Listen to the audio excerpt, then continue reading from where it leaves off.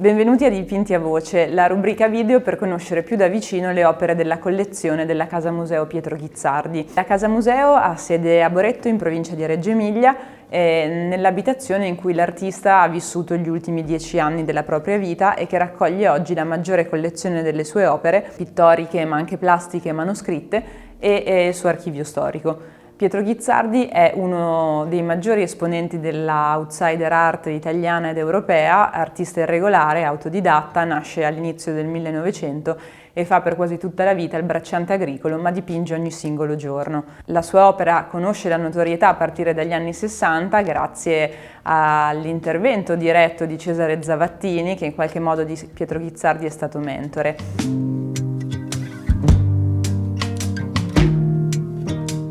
L'opera di cui voglio parlarvi all'interno di questa rubrica, in cui andiamo a conoscere, segmenti della produzione di Ghizzardi forse non troppo noti al pubblico, è questo ritratto al mio fianco. La peculiarità assoluta di questo ritratto è che è datato 1924. Pietro Ghizzardi nasce nel 1906, quindi nel 1924 ha 18 anni. La rarità di questo oggetto, che ne fa veramente un unicum, è proprio la datazione. Come ho già detto in altri episodi, infatti,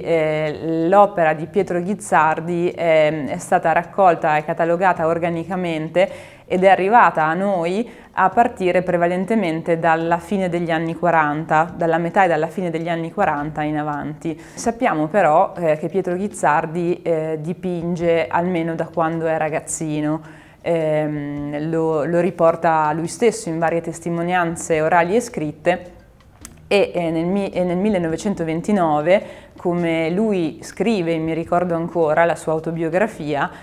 si inizia a dedicarsi in maniera più, potremmo dire, scientifica e programmatica a scolpire quella che lui, con la sua ortografia un po' sbilenca, definisce la finozomia della persona, cioè la fisionomia, quindi si inizia a dedicare in maniera più cospicua alla ritrattistica. Perché però non abbiamo niente di quei primi anni? Per un motivo molto semplice: Pietro Ghizzardi era un fittavolo, la sua famiglia era di fittavoli agricoli e quindi a cadenza periodica la famiglia intraprendeva quelli che erano chiamati San Martino, cioè i trasferimenti da un fondo agricolo ad un altro. E durante questi trasferimenti verosimilmente le famiglie si lasciavano alle spalle molti effetti personali e molti oggetti che non venivano portati con sé, e verosimilmente molti di questi primi esperimenti su cartone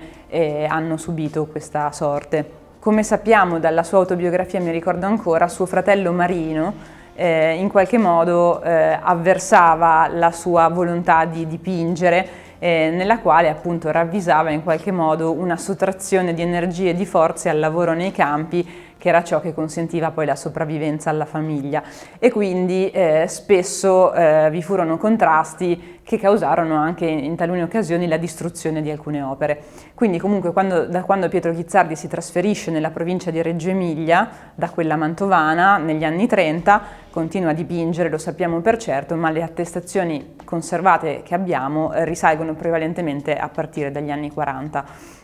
Quindi questo ritratto è assolutamente una rarità ed è singolare sia perché vediamo davvero uno dei primissimi esperimenti ghizzardiani di disegno e tratteggio della figura e anche di colorazione. Vediamo che qui quasi sicuramente i colori utilizzati sono i suoi propri, anzi sono forse le sue prime prove anche di distillazione, per esempio, della caligine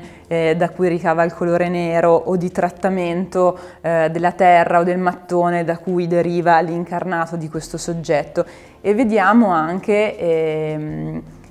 i primi accenni di delineazione della fisionomia attraverso la linea, il segno, quella che poi diventerà la cifra distintiva della sua produzione pittorica posteriore. E molto singolare è anche la scelta del soggetto rappresentato, che è Teresa Gozzi. Teresa Gozzi era la nonna materna di Pietro Ghizzardi, una figura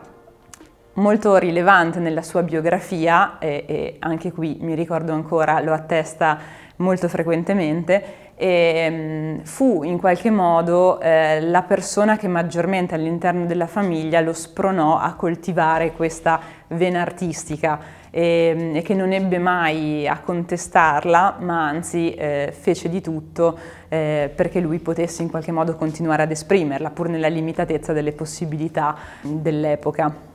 E quindi a questa donna, a questa nonna, a cui peraltro ha dedicato anche molti altri ritratti nei decenni successivi, è consacrato questo che è uno dei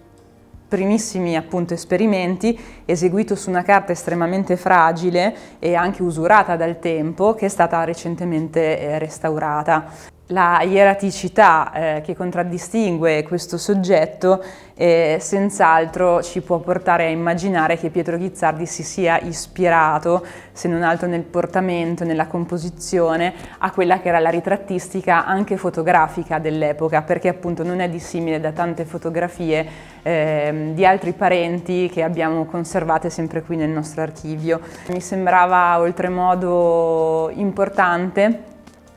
mostrare questo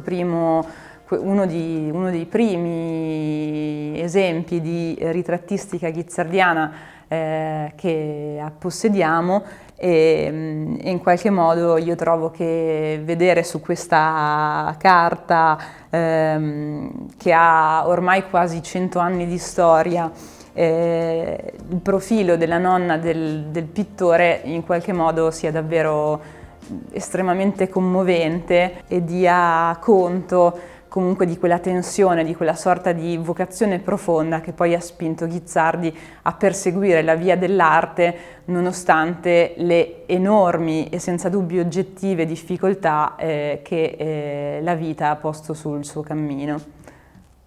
Ghizzardi, fra l'altro, per nobilitare il soggetto e appunto questa prima prova, realizza anche questa cornice di legno, sicuramente rudimentale, ma che in qualche modo vuole restituire al soggetto tutta la dignità di un'opera. Grazie per averci seguito e ci vediamo al prossimo episodio di Dipinti a Voce.